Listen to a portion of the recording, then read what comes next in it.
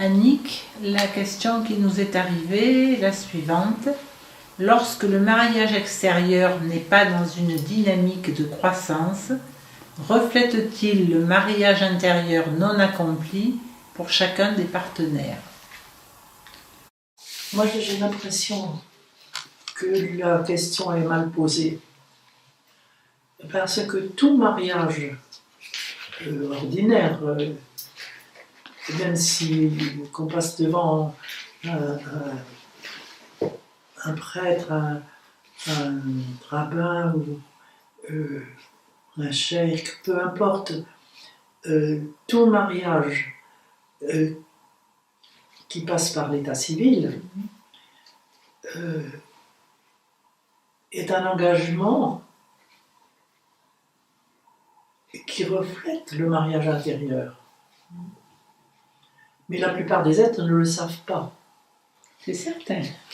Et je dirais même que ceux qui passent devant le prêtre ou devant le rabbin, etc., ils ne le savent pas non plus, parce que personne ne leur apprend.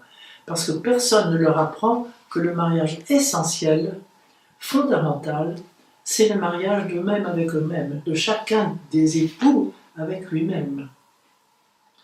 Et le mariage que deux êtres contractent ensemble, s'il n'est pas le reflet de ce mariage de chacun d'eux avec leur féminin intérieur, je ne donne pas cher du mariage extérieur. Parce que les êtres aujourd'hui sont encore très fragiles. Ils ne se rendent pas compte qu'ils sont encore beaucoup plus participants du monde animal que du monde divin, même s'ils vont à la messe, au temple, etc. Ce n'est pas l'engagement extérieur qui compte, c'est l'engagement intérieur.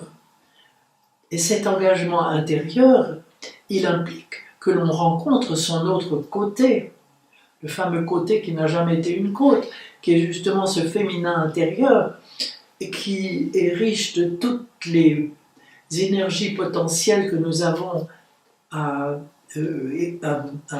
intégrer.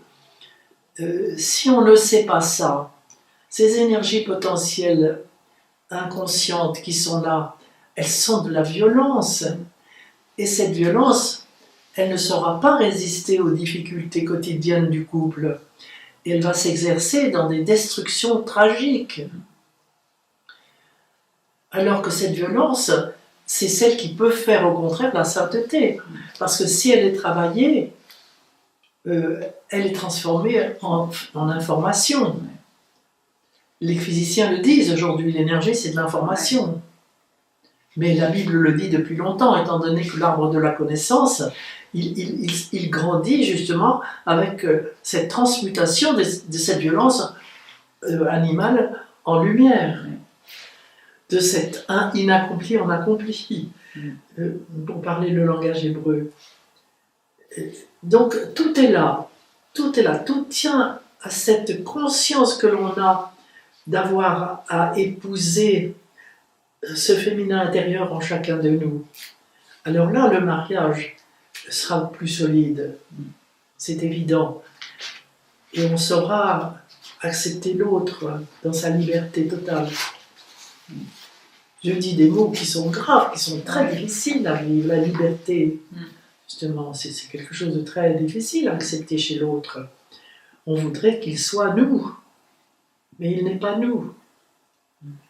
Et ça demande un amour infini que d'accepter l'autre dans sa totale réalité.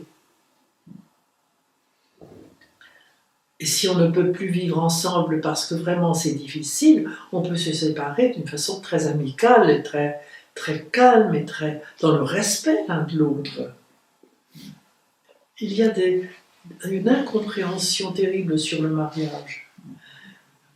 Et je vois à l'heure actuelle cette indissolubilité du mariage qui est demandée aux catholiques et qui est quelque chose de quelquefois inhumain.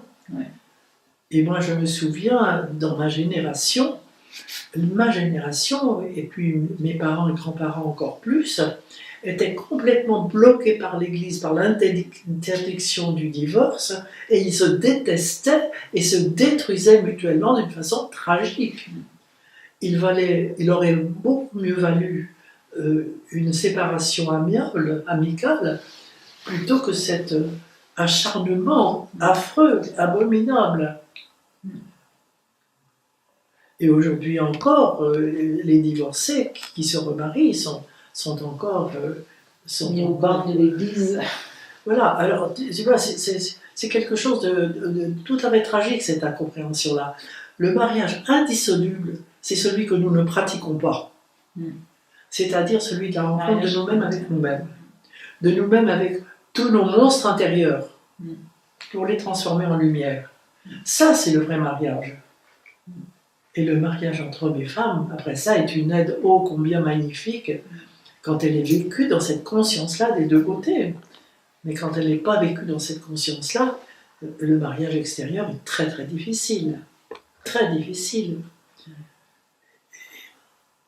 Et culpabiliser ceux qui se séparent à ce moment-là, ça prouve une incompréhension totale de ce qu'est le mariage. Et quand il n'y en a qu'un des deux qui fait le chemin, c'est difficile aussi. Et la plupart du temps, c'est comme ça que ça se passe. C'est très difficile, très rare de voir le couple faire le chemin ensemble. Et là, tout dépend de la réaction de l'autre.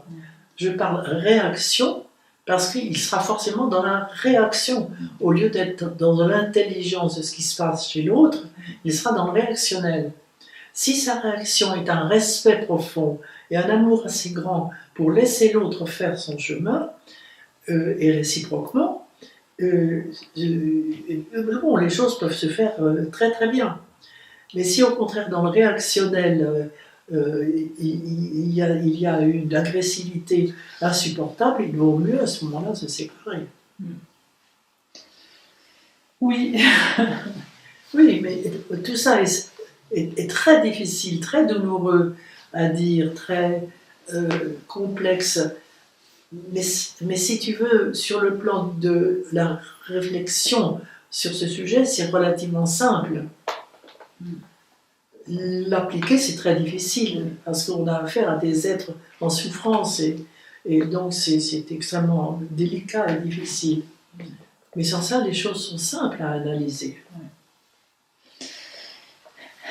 Merci, Annick.